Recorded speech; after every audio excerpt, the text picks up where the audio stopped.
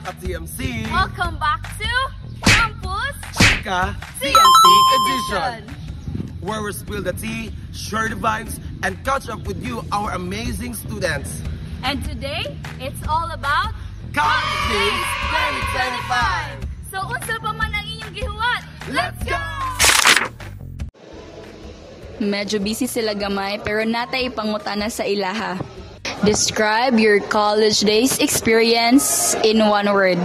Inspired. Wow! Enjoyment. Enjoy! Unforgettable. College days, nostalgic. Nostalgic?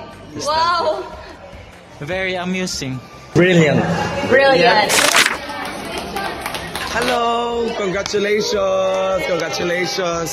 So, pwede na ba mo-interview? Kasi feeling nakadaog, ma'am. Siyempre, lipay kaayo, but first of all, very nervous dun ni kay thrilling kaayo ang duwa because we don't have enough time para maka-try out or maka-training, makamit ang usag-usa. Then, nilaban ra gud diri. Wow! Unexpected dud ga kami ang champion. Maka-proud siya guys. Siyempre, ang department among gidala din.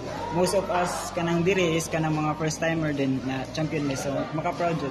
Nalipay bitan kay unexpected niya. Pinaka-last exempted. Class na exempted. Okay, so thank you so much. So, ay naman dyan.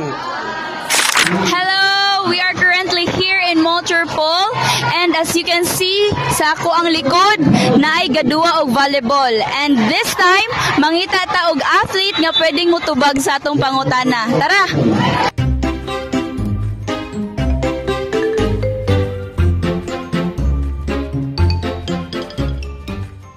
So, athlete ka, ma'am, sa CCS? Yes, yes. Okay, so, kanina pangutana sa imo, ha? Unsa ang imong gibati as an athlete sa inyong department karon?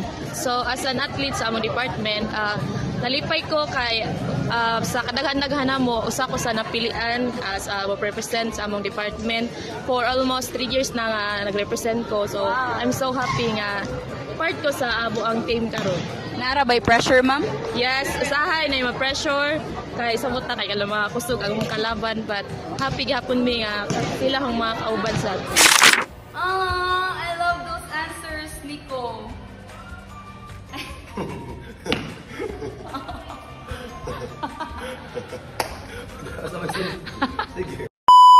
I love those answers, Nico. College days really brings everyone together. Yes, Luis. So, congrats to everyone and shout out to all Team Seniors out there. Who made college days unforgettable? This is Campus Chika TMC Edition.